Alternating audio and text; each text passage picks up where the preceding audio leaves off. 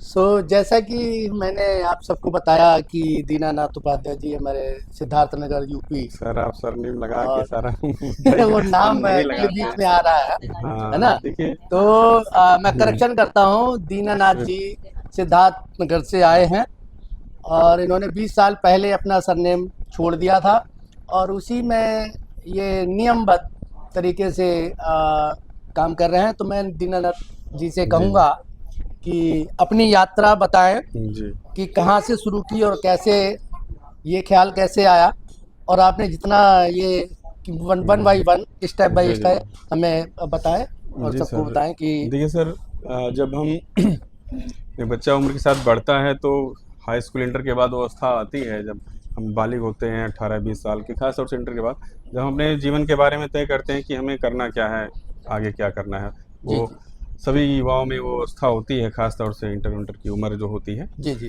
तो उस दौरान ये था, तो मुझे बहुत ज़्यादा भौतिकता में कोई रुचि नहीं थी या बहुत ज़्यादा दुनियादारी में इंटरेस्ट नहीं था। तो मुझे तय ये करना था कि अब जीवन है तो जीना तो है ही। जी जी तो फिर अपने व्यक्तिगत नहीं जी सकते हैं तो देश और समाज के लिए हम लोग क्या करना चाहिए। जी तो उस समय जब मैंने जो सन 2000 के आसपास की बात है, मैंने 99 में इंटर किया था और मैं बीएससी कर रहा था बहराइच जिले में। जी जी तो उस समय जब ये चिंतन मैंने लगातार 2-3 साल में बड़े तनाव में था कि आखिर जिएंगे कैसे हम लोग, जी क्योंकि मुझे किसी चीज़ में इंटरेस्ट नहीं था वैसे जी जी दुनियादारी में। जी तो मैंने कहा यार जीने के लिए कुछ चाहिए, तो देश के और समाज के बारे में ही सोचता था सिर्फ। जी जी तो फिर मैंने कहा कुछ मुद्दे चिन्हित किए जाएं कि आखिर किस इशू पे हमारे वर्तमान समाज में, वर्तमान भारत में, आगे भविष्य में हमें किस ओर जाना है, क्या कमियां हैं और हम किधर जाएंगे, उस पर क्या क्या होना चाहिए। तो बहुत सोचने के बाद मुझे ये चीज़ एक दिखाई दी जी कि ये एक मुद्दा है। बहुत सारी सामाजिक बुराइयों पे आंदोलन हुए, कुरीतियाँ मिटी भी समाज के द्वारा, महापुरुषों के द्वारा, और फिर कानूनी रूप से भी मिटी। जी लेकिन इस मुद्दे पे आज़ादी के इतने साल बाद भी सैकड़ों सालों से लोग इसको मान रहे हैं कि यार समाज भी बोलता है गलत है, बुरा है जाति प्रथा, जी और फिर इस पे कुछ ठोस हो नहीं रहा है ना। कबीरदास जी आए, रैदास जी आए, फिर स्वतंत्रता आंदोलन हुआ, बाबा साहब आए, गांधी जी आए, और सबने सोचा कि पढ़ेंगे लिखेंगे शिक्षित होगा समाज, धीरे धीरे ये है ना खत्म होगा। लेकिन सन 2000 के आसपास का दौर था, हम नई सदी में, नई शताब्दी में प्रवेश कर रहे थे, और हमने देखा कि इस पे घटने के बजाय और ये राजनीति के चक्कर में और ये जहर इसका घोला जा रहा है। ग्राउंड पे वो खत्म होता जा रहा है लेकिन मन में और बढ़ता जा रहा है। मैं इसी पे मैं पूछूंगा आपसे कि मैं जिस तरह से जो समाज जिस नाम से बोलता है हमें, तो मैं दलित कम्युनिटी से बिलोंग करता हूँ।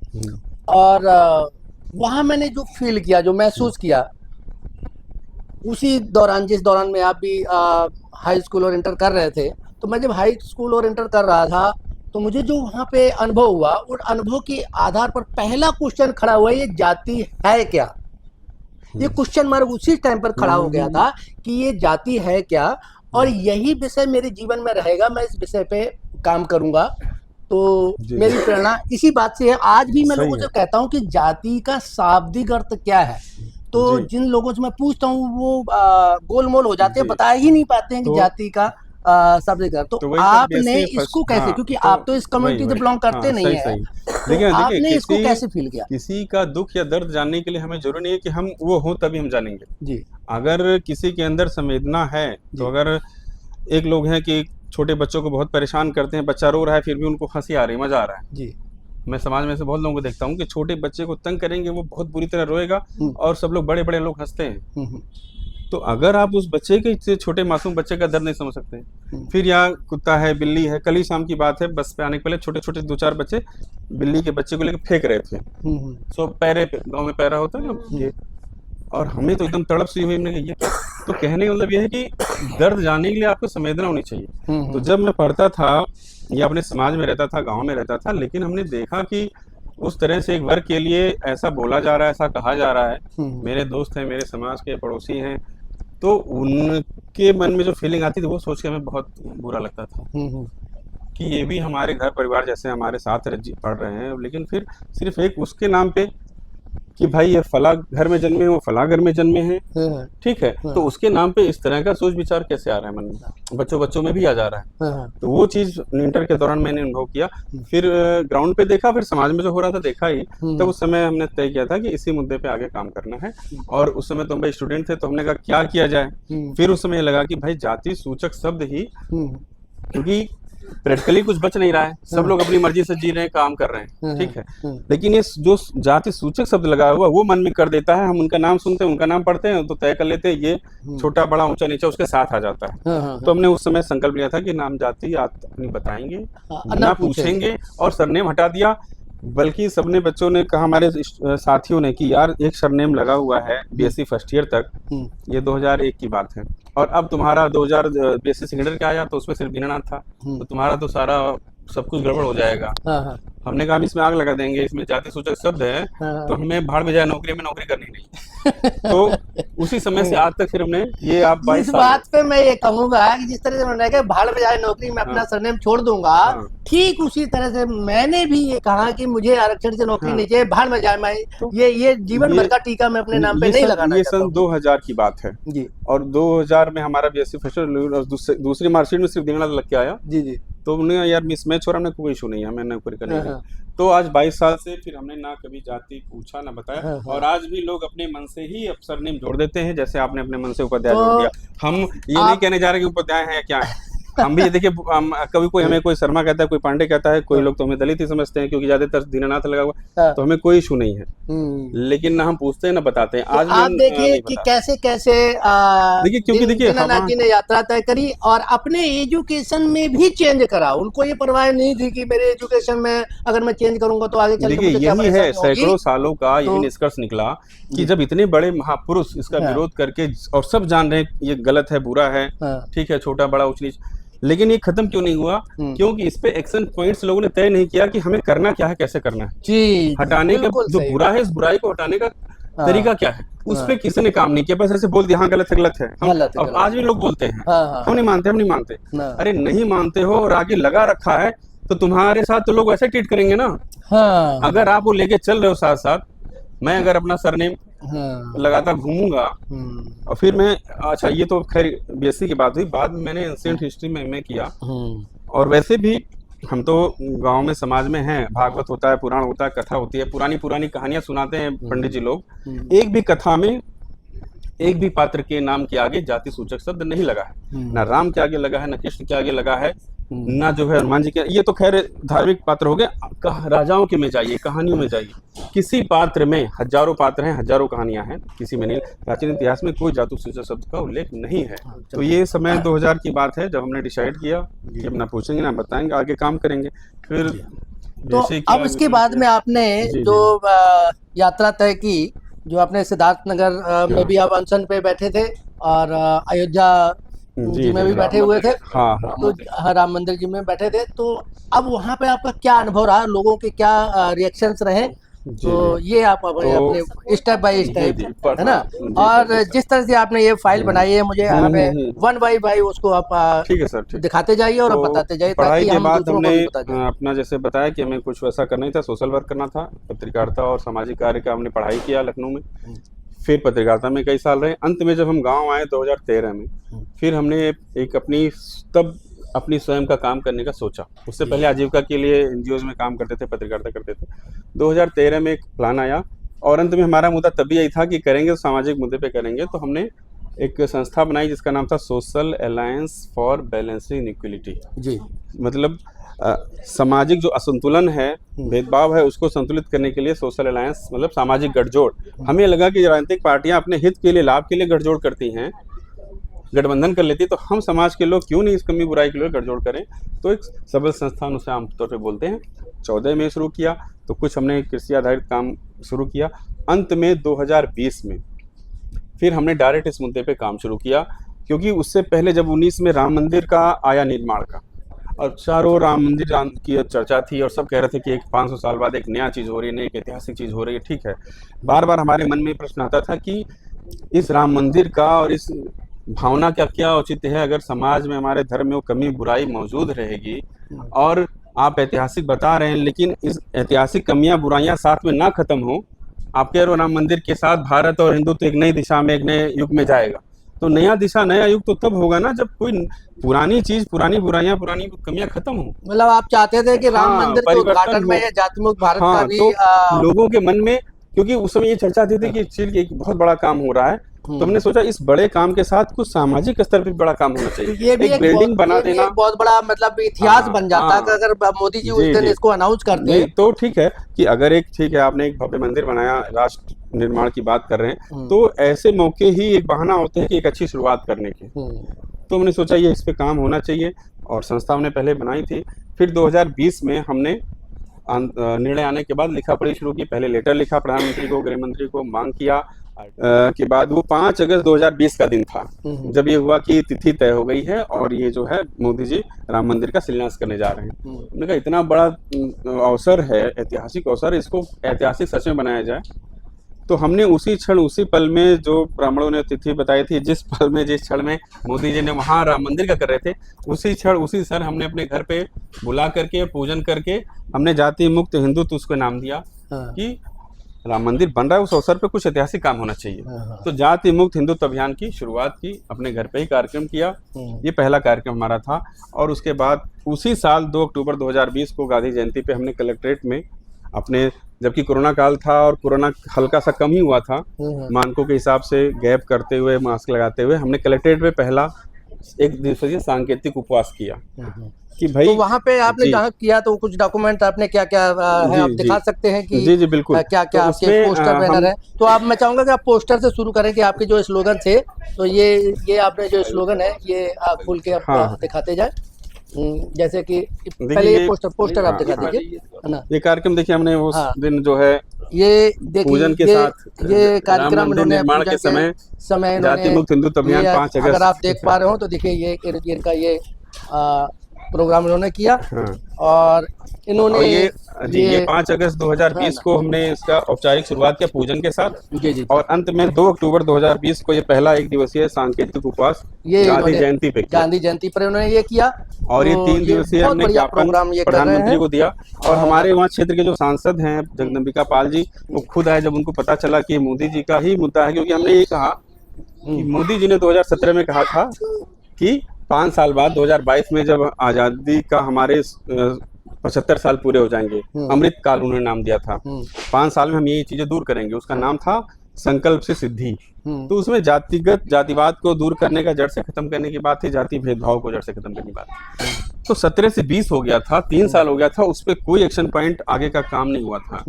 उधर राम मंदिर का भी शिलान्यास हो गया था। तो हमने वो याद दिलाया प्रधानमंत्री को, हमने ज्ञापन दिया कि भाई आप हमें बताएं कि आपकी एक्शन प्लान क्या है, योजना क्या है। आपने घोषणा तो कर दी, संसद ने बोला है, नीति आयोग के डॉक्यूमेंट में है ऑफिशियल, उसका बाकायदा 5 साल तक लगातार कार्यक्रम चला था संकल्प से सिद्धि।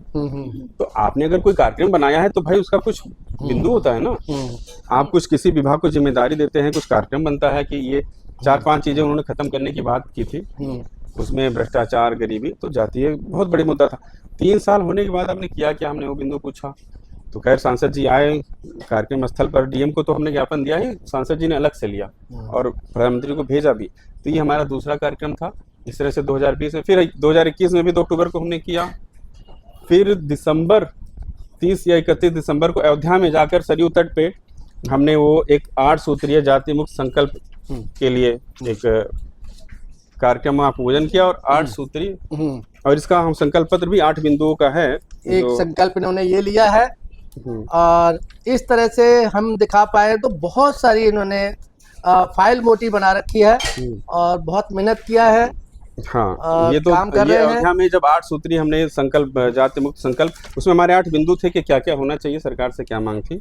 फिर 2022 में हमने अयोध्या जाके ही वहाँ किया, जो मेन हनुमान मंदिर है चौराहे पे, वहाँ पे बैठे थे। तो हमने ये कहा था, श्री अयोध्या में इन्होंने मेन हनुमान मंदिर में वहाँ पे भी उन्होंने जी उसमें सर हमारा जी मांग ये था कि मंदिर का 24 में शिलान्यास होने की डेट आई थी। हमने कहा अब तो 22 हो गया, आपका 5 साल आपके जो 2022 तक हमने वादा किया था, 22 भी हो गया। फिर अयोध्या में राम मंदिर भी बनने जा रहा है, उद्घाटन की डेट आ गई थी, तो अब तो उस पर कुछ होना चाहिए। तो इस चीज को हमने बार बार, ये 3रा साल था लगातार उठाया। और ये क्या आपने है ये दिखा सकते हैं? हालांकि जी, हालांकि लखनऊ में हमें करना था 23 में, वहाँ पे ये देखिए इन्होंने क्या स्लोगन दिया है, अम्बेडकर जयंती पे पद यात्रा निकाली, जाति मुक्त भारत अभियान। ये सिद्धार्थनगर यूपी से इन्होंने ये अभियान रखा हुआ है और दरअसल इसी तरह के इन्होंने अभी और तक भी हम शायद सिर्फ 2 अक्टूबर को दूसरा करते थे, दूसरा 2023 में जी हम बता रहे हैं हम्म, पदयात्रा निकाली थी बाबा साहब की जयंती पर 13 अप्रैल को। हाँ ये देखिए नारे इसमें स्लोगन ये लिखे हुए हैं जो मांगे थे प्रतिबंध लगा। जी। हमारा हाँ, ये भी था ये कि बहुत जरूरी ये बहुत जरूरी है शर्मा जी, थोड़ा सा ऊपर करना है। ये बहुत जरूरी है कि पूरे भारत में जातियों के नाम से लोगों ने संगठन बना लिए हैं, हाँ, और जब जातियों के नाम के संगठन रजिस्टर्ड हो रहे हैं और भारत सरकार इसको रजिस्टर कर रही है, तो ऐसी संस्थाओं को जो जी। जातियों के नाम से रजिस्टर्ड है, ये तुरंत निरस्त कर दिए जाने बिल्कुल। चाहिए। और हम जाति मुक्त भारत की ओर फिर प्रधानमंत्री माननीय प्रधानमंत्री जी को याद दिलाना चाहते हैं कि इस पे सार्वजनिक करें और इस पे गंभीरता से विचार करके इस मुद्दे को आगे बढ़ाएं। जी। आप बार बार अगला- प्रधानमंत्री कहते हैं कि बांट रहे अगला- हैं लोगों को, अगला तो हम ये या- जातीय संगठन जाति के आधार पर बांट रहे हैं, तो आप पहले उसमें तो प्रतिबंध लगाओ। ब्राह्मण कुरी महासभा, यादव महासभा, लोगों ने अपने जातीय कर्म छोड़ भी चुके हैं, फिर भी जाति का संगठन बना के चल रहे हैं। ये इनका अगला है नया भारत। ने ठाना है हाँ। जाति को पिता मिटाना। हाँ, इस तो तरह देखिए के- कितने सुंदर इनके स्लोगन है और इन्होंने कितना काम कर रखा है। मैं आपको ये सारे ये इसके- मोदी जी के जो उन्होंने वादा किया दिखाते था, हैं, हमें बड़ी खुशी हुई और हमसे वादा निभाओ, जाति मुक्त भारत बनाओ। हाँ हाँ, ये तो बिल्कुल पास से लगा। मोदी जी वादा निभाओ, जाति मुक्त भारत बनाओ। जाति मुक्त भारत बनाओ। है सभी महिलाओं की, सभी हमारे भारत के नागरिकों की मांग है और इसे आप करें। इसमें देखिए तो- हमने ये देखा कि इसमें सबसे जाति पता महिलाओं के लिए ज्यादा दिक्कत है। हाँ। हमारे घर की लड़कियां जो हैं, राम राज आए। हाँ, ये कह रहे हैं कि अगर राम राज लाना है तो जाति मुक्त भारत बनाना है। भाई बात तो सही है। देखो अब राम जी आए हमारे घर में, तो राम हर घर में राम है। और वही पूरे रामराज कैसे कहा वही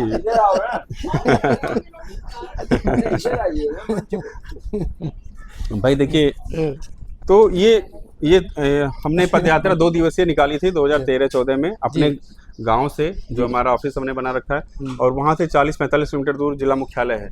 तो 13 को हम निकले थे पदयात्रा करते हुए गाड़ी के साथ, और ये स्लोगन नारे चलते हुए फिर एक दिन का रात्रि विश्राम करके अगले दिन जाके वहां दिया था। तो इस तरह तक ऐसे 5-6 कार्यक्रम हो चुके हैं, और इस साल हमारा ये सोच था कि दिल्ली तक 24 तक लाते लाते किया जाएगा। फिर जज साहब ने कहा कि कार्यक्रम में तुम्हें बड़ी खुशी हुई, हमने कहा चलो हम नहीं आ पाए थे दिल्ली तक क्योंकि 7.5 किलोमीटर दूर है, तो यहाँ इसी बहाने शुरुआत हो जाएगी। हालांकि चले कार्यक्रम में, लेकिन आप लोगों से मुलाकात हो गई, हमें उसी से बहुत खुशी है। और कभी भी ऐसा कार्यक्रम हो तो हम अपना भी करने का प्लान यहाँ किए हुए।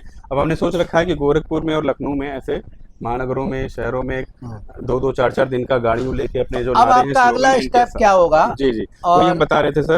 एक हमारी अभी जनगणना की बात चल रही है, और ये बहुत तेजी से, क्योंकि जनगणना ऑलरेडी लेट हो चुका है, 2020-21 में होना था। लेकिन मैं ये समझता हूँ दीनदयाल जी, आप तो जब इतना कठिन मार्ग को चल रहे हैं, इतने कठिन मार्ग को अपना रहे हैं, तो मैं ये समझता हूँ कि हमें सबसे ज्यादा आवश्यकता जो भारतवर्ष में है, हमारे जन चेतना की है, हाँ। ज्ञान की है। जी, हमारे जी। अपने शास्त्रों को ही नहीं समझ पाते। सही। जो शास्त्रों ने कहा, पुराणों ने कहा, वेदों ने कहा, उससे उल्टा चल रहे हैं। उल्टा, ठीक उल्टा हमारे हो रहा है। किसी भी शास्त्र वेद में कहीं पर भी कोई जाति प्रथा नहीं है। ठीक है। व्यक्ति के कार्य को जाति चतुर लोगों ने बना दिया, बिल्कुल। और बिना काम किए निष्क्रिय लोग पैदा सही है, करके सही जिस है। जाति का लाभ उठाते हैं। सही बात है। तो इस सब के लिए हमें सबको जागृत करना होगा, शास्त्रों के द्वारा ही बताना होगा कि हमारे यहाँ हाँ, कोई हाँ। जाति नहीं थी, अब खाली ना उसको है। यूज कर रहे हैं, खाली उसको यूज कर रहे हैं, अपना वोट बैंक बना रहे हैं बस। हाँ, लेकिन अगर देखा अपना जाए काम। तो ये हमारे तो क्या हम इसको समझें? क्या हम इसको समझें? हाँ, शर्मा जी। हाँ, हाँ, हाँ। तो इसका शोषण का जरिया बना दिया। और बस ये बस कहें। बस देखिए इसे, शोषण का जरिया भी, और अपने देखिए। को बिना किसी मेहनत के हाँ बस बस बस बस बस बस सही कह रही हैं। समाज में अपने मतलब बिना को मेहनत किए हो। देखिए हाँ, बिना उन्होंने उसको एक जाति हाँ। सरनेम लेके बस और बिना कुछ करे वही रहे, हम कह और रहे हैं एक अपने कि आप एक को बार अहंकार का तमगा हाँ, एक बार जिस कैटेगरी में आ गए हाँ। तो उसको जबरदस्ती उन्होंने जन्म आधारित बना दिया हाँ। कि अब जो है हम यही बने रहेंगे, ये यही बने रहेंगे। हाँ, हाँ, तो वो चीज चालाकी की गई, ये चालाकी। हाँ हालांकि बिल्कुल निम्न हाँ, है, बिल्कुल। लेकिन वर्ग में ऊंचा दिखा हाँ। दिया तो हम तो भाई राजा मतलब ये हैं। हो गया होगा कि एक व्यक्ति काम करता है और उसके काम का फायदा 20 लोग उठा रहे हैं, ठीक है, पूरे ये उस- शोषण है। वो कर्म आधारित को जाति आधारित, जन्म आधारित बना दिया। और इसलिए वो जो 8 सूत्री व्यवसाय है, बन गया। अब आप पत्र है, देखिए इसमें आज नहीं के- है। आज भारत में अगर आप देखें तो धर्म से बड़ा व्यवसाय कोई नहीं, राजनीतिक दल से धर्म के नाम व्यवसाय पे कोई सब नहीं। कुछ हो रहा है। तो धर्म के नाम अभी- पे तो देखिए हमारा अब यही जो है। लेके कारण दुनिया सिर्फ लेके यही बैठ है। रहे हैं, वो सिर्फ धर्म के नाम पे लेके कि बैठ रहे हैं। धन के लिए, धन कमाने के लिए चतुर लोगों ने एक सामाजिक संगठन को हाँ हाँ, उसे इसमें जन्म आधारित बना दिया, उसको जानबूझ के चालाकी से। कर दिया। दीनानाथ जी, अब मैं जानना चाहूंगा कि आगे कैसे स्टेप बाय स्टेप आप क्या कदम जी, लेने देखिए, वाले हैं। जैसा सर ने बताया कि सर ये बहुत पुराना इशू है और सैकड़ों सालों से समाज में चला आ रहा है, विद्यमान है।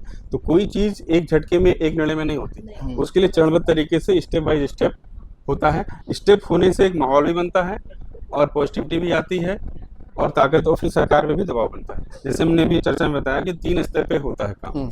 एक हम व्यक्तिगत स्तर पे सोचें जी कि हमें क्या करना है, इसके लिए क्या करना क्या नहीं करना है, दोनों चीज़ें होती हैं। जी जैसे हमने कहा कि क्या नहीं करना है कि जाति सूचक शब्द हम नहीं लगाएंगे, जी क्या करना है कि नहीं पूछेंगे जाति किसी जी की।